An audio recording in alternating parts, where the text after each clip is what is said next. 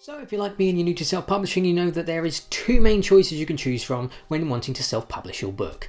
The first is going wide with places such as IngramSpark, and the second is going with Amazon.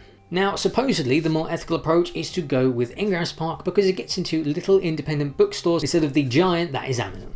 And honestly, in short, if you're a new writer, I would suggest going with Amazon. Now, in theory, going wide sounds like a good idea, but if you're new and you don't have much of a following, going wide is kind of debatable because, at least with me, 99% of the copies that I sold were on Amazon anyway. Perhaps the wider approach of going with IngramSpark or direct to digital is better for more established authors because you can direct your following to go and buy from certain stores, but for someone like myself and possibly for you who are finding their new readers, Amazon is the place to be. And the sales show. I've gone wide and all of my sales have been through Amazon anyway. Now, the only quirk here is that IngramSpark does provide a paperback pre-order period, which Amazon does not. Which for me is why I decided to go with Ingram. Ingram provided me with what I needed with the paperback pre-order, but then all of the pre-orders were through Amazon. And of course, that initial bump of the release day where all those sales counted and bumped me up the charts, that did help, but it also meant I wasn't in control of the Amazon paperback page. I didn't control the pricing. I couldn't put it on for a discount. Controlling that page wasn't down to me. I had the Kindle version, but the paperback, because I'd gone through IngramSpark, they sold to Amazon, and Amazon were the ones who controlled the pricing. And of course, because I'm selling from Ingram to Amazon, it means that my slice of the profit pie is much smaller than if I was to just sell on Amazon myself. So essentially I'm giving away money to two big businesses because I wanted to try and go wide and choose the more ethical approach when in reality of things, all of my copies sold on Amazon anyway. Now, admittedly, I do find IngramSpark's quality of print to be slightly better than the paperback I get from Amazon, but honestly, it's minute. I'm probably the only person that's actually going to recognize it with my book. So for me and my experience with my pre-order, it was worth doing the pre-order. I had great success with my pre-order. It's not something I want to give up, which then begs the question of, if I'm feeling like going wide wasn't worth it and that I would have been better off just sticking with Amazon, what am I to do with my next release? Because I still want to have that pre-order period. Now, there's nothing that says you have to exclusively sell your paperback on one or the other, Ingram or Amazon.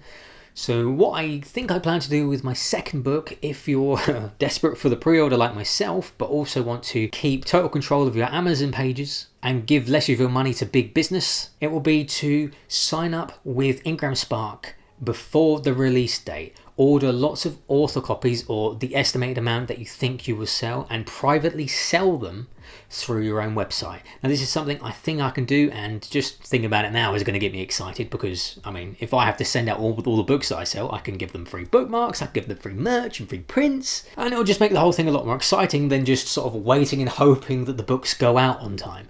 I'll be able to organize it all myself. Yes, it'll be a lot more work, but after the release period, once it's out and I've sent the books out with the post office, Royal Mail, whatever I decide to choose, I'll make sure to upload my book straight onto Amazon the day or 2 days before, so any purchases that come in with my book on or after release date go through Amazon. I don't have to deal with it, and I can then shut down the IngramSpark side because I've made use of their pre-orders. Of course, doing this and selling it privately won't make use of the whole Amazon chart bumping with the numbers and the units going through, but for me, I'm not bothered about that. I love the hype of the pre-order period, and if the only way I can keep control of my Amazon pages, maximize the gains, and also have fun whilst doing it, means that I have to do the pre-order period myself, that might be what I'm going to have to do.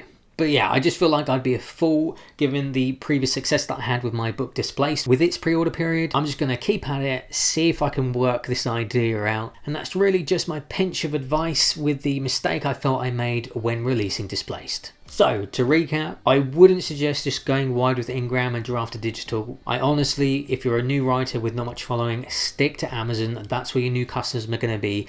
Most people buy from there anyway because it's so easy and convenient. If you keep to it too without Draft to Digital, you can list with the Kindle Unlimited program. And then if you do want the pre-order period, either check out Draft to Digital, which I think is about to start doing paperbacks and with the possible pre-order option, or join me with my idea in buying the author copies of your book from IngramSpark and then working out privately yourself. But we'll see how that goes. Thank you guys for watching this video, and I will see you in the next one.